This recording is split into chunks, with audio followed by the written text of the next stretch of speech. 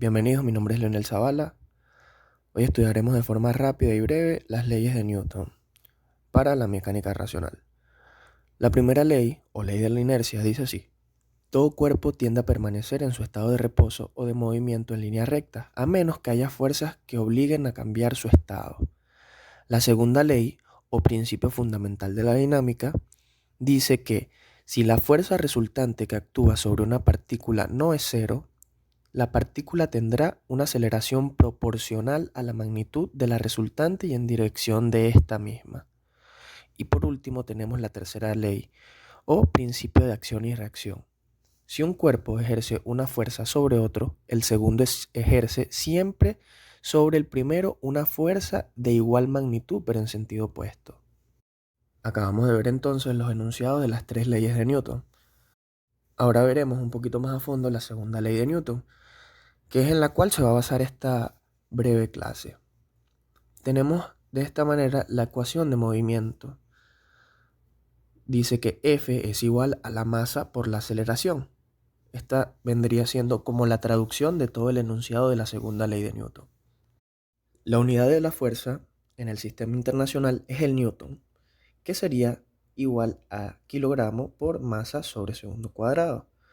Kilogramo corresponde a la unidad de la masa y metros sobre segundos cuadrados son las unidades de la aceleración. Tenemos acá entonces algunas fuerzas que pueden presentarse en los problemas. La primera que vemos es el peso, que se define como la masa por la gravedad. También tenemos la fuerza normal, que es una fuerza siempre perpendicular a la superficie de contacto. Tenemos la fuerza de fricción, que va siempre en sentido opuesto al movimiento con respecto a la superficie de contacto. La fuerza de fricción la podemos determinar mediante la fórmula que acá tenemos, que sería igual a μ sub k por la normal. μ sub k es el coeficiente de fricción. Si una partícula está conectada a un resorte elástico, del cual podemos despreciar su masa, entonces aparece esta fuerza de resorte, que sería igual a K por S. K es la rigidez del resorte y S es el alargamiento o compresión del resorte. S la podemos calcular haciendo la diferencia entre la longitud deformada del resorte menos la longitud inicial o longitud no deformada del resorte. Cuando más de una fuerza actúa sobre una partícula, la fuerza resultante será igual a la sumatoria de las fuerzas aplicadas. Acá lo podemos ver en el diagrama de cuerpo libre, como la partícula sufre una fuerza 1 y una fuerza 2. La sumatoria vectorial de ambas fuerzas nos dará como resultado el vector descrito por Fr, que es la fuerza resultante o la sumatoria de ambas fuerzas.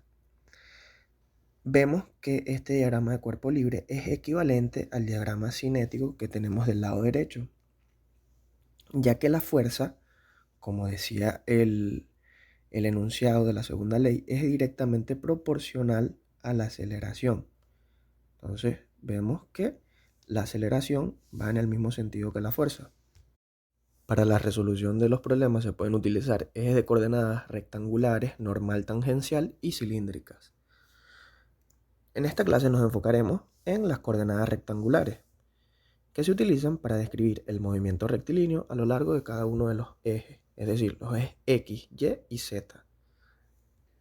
Tenemos entonces que F es igual a la masa por la aceleración. En coordenadas rectangulares, el equivalente sería la sumatoria de las fuerzas X en Y más la sumatoria de las fuerzas Y en J más la sumatoria de las fuerzas Z en K sería igual a la masa multiplicada por la aceleración X en Y más la aceleración Y en J más la aceleración Z en K.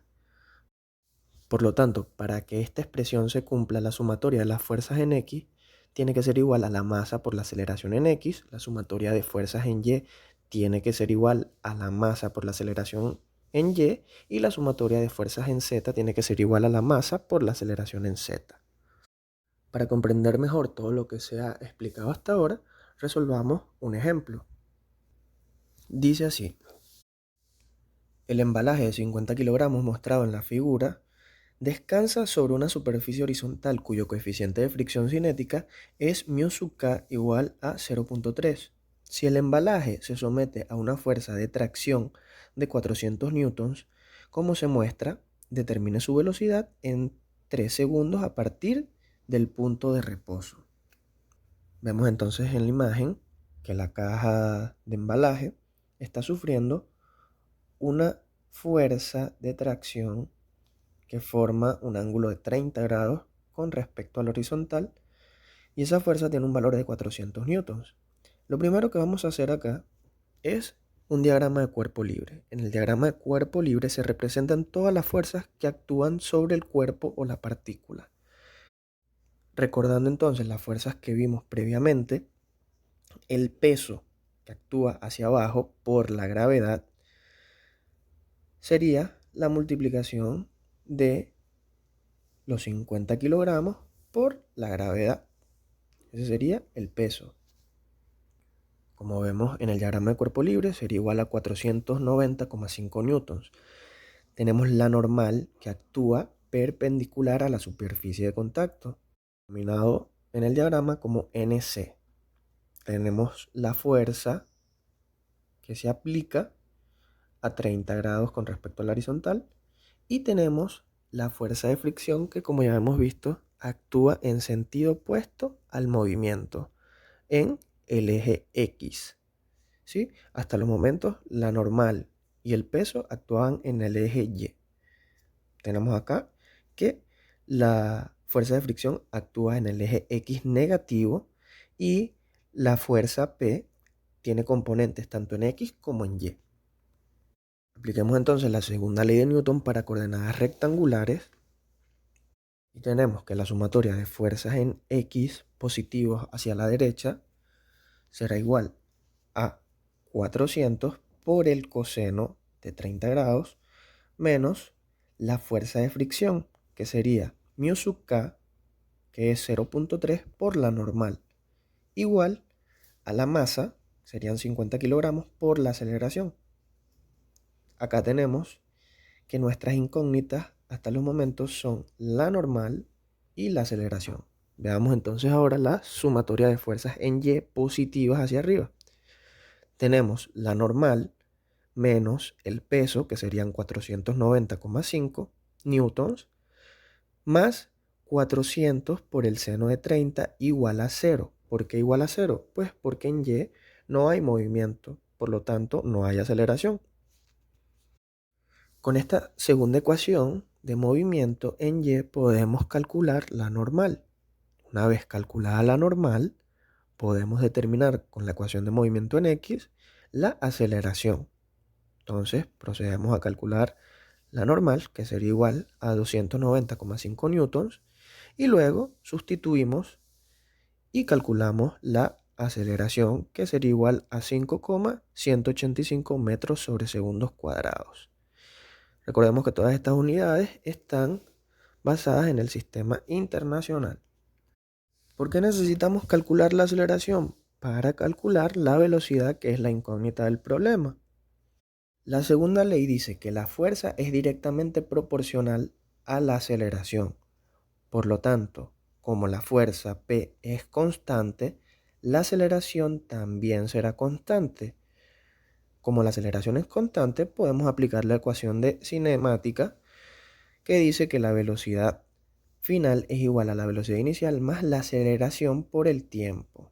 Recordemos que la caja parte del reposo, por lo tanto, la velocidad inicial es igual a 0.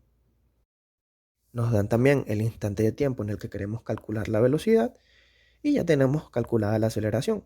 Por lo tanto, ya no tenemos ninguna incógnita, entonces calculamos directamente la velocidad y es igual a 15,6 metros sobre segundos positivos, es decir, hacia la derecha.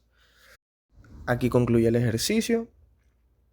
Entonces podemos concluir que para la resolución de este tipo de problemas Lo primero siempre es dibujar el diagrama de cuerpo libre, ver cuáles son las fuerzas que actúan sobre el cuerpo o la partícula,